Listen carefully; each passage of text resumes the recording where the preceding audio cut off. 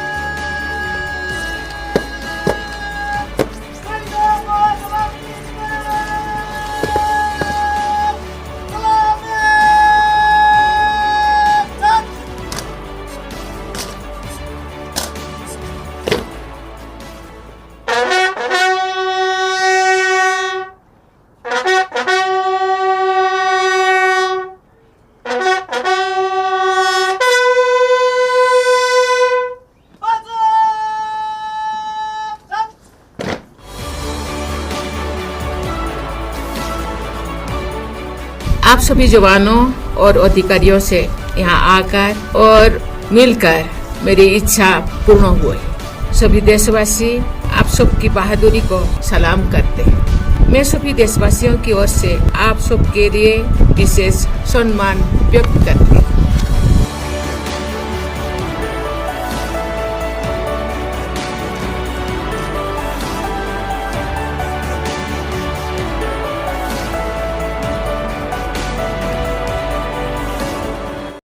President Murmu's visit to Siachen base camp is a strong affirmation of the government's commitment to ensuring the welfare and operational readiness of the Indian Armed Forces, particularly in one of the most strategically important regions of the country.